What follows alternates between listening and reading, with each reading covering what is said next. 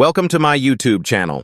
Please like and subscribe and turn on notification for latest update. Assam की धुंध से भरी पहाड़ियों में आधुनिक दुनिया से दूर निरंजनपुर नामक एक भूला हुआ गांव है। यह गांव, जो कभी एक संपन्न समुदाय था, काले जादू की रस्मों के अपने काले इतिहास और एक प्राचीन प्रतिशोधी आत्मा की फुसफुसाहट के लिए बदनाम हो गया था, जो अंदर आने की हिम्मत करने वाले किसी भी व्यक्ति की आत्मा को ले जाती थी। वहां जाने वाले बहुत कम लोग कभी वापस लौटे, और जो लौटे भी, उन्होंने इतने भयानक बुरे सपने देखे कि वे सच नहीं थे। गुवाहाटी के एक पत्रकार मेहुल ने इन स्थानीय किंवदंतियों पर कभी विश्वास नहीं किया। वह एक कहानी के लिए निरंजनपुर की ओर आकर्षित हुए थे, एक ऐसी कहानी जिसके बारे में उन्हें लगा कि यह अंधविश्वास से ज्यादा कुछ नहीं होगी। अपने कैमरे और संदेह के साथ उन्होंने मिथकों को उजागर करने और सच्चाई का पता लगाने की ठानी।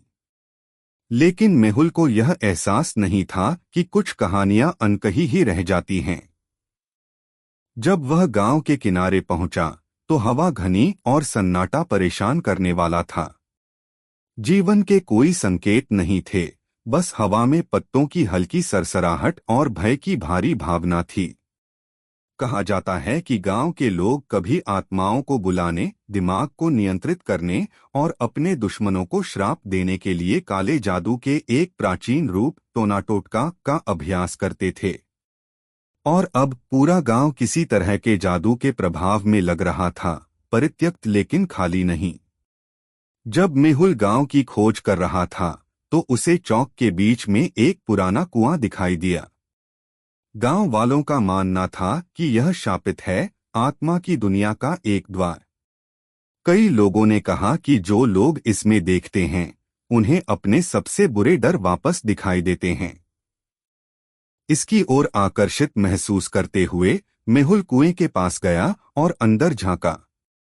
अचानक उसका प्रतिबिंब बदल गया। उसकी आंखें खोखली हो गईं, उसकी त्वचा पीली हो गई, और गहराई से एक हल्की फुसफुसाहट गूंजी, अभी चले जाओ, नहीं तो तुम भी हम में से एक बन जाओगे। घबराए हुए मेहुल सबूत इकट्ठा करने के लिए दृढ़ संकल्पित होकर गांव में और अंदर चला गया।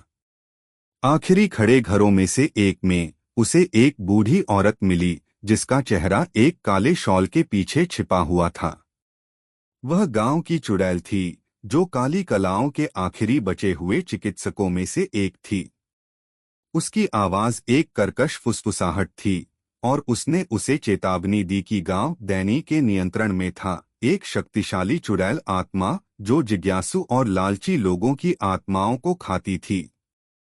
तुम सच के लिए आए हो, उसने कहा। उसकी खोखली आंखें चमक रही थीं। लेकिन सच सिर्फ तुम्हारे जीवन से ज्यादा ले जाएगा।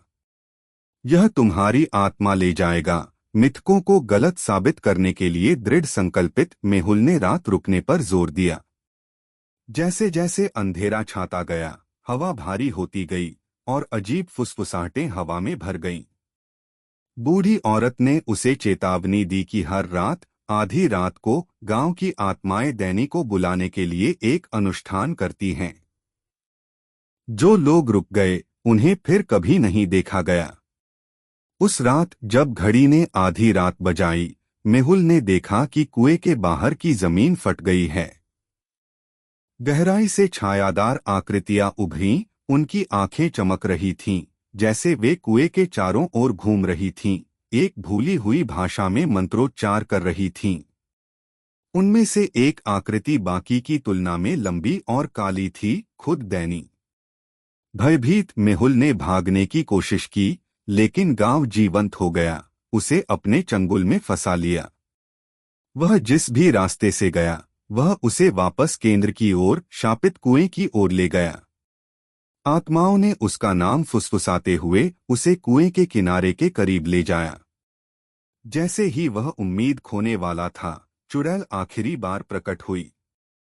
भागने के लिए उसने कहा, तुम्हें अपनी किसी प्रिय चीज का त्याग करना होगा। यह महसूस करते हुए कि कोई और रास्ता नहीं है, मेहुल ने अपनी जेब में हाथ डाला और अपनी एकमात्र मूल्यवान चीज निकाली, अपनी मां की तस्वीर वाला एक छोटा लॉकेट।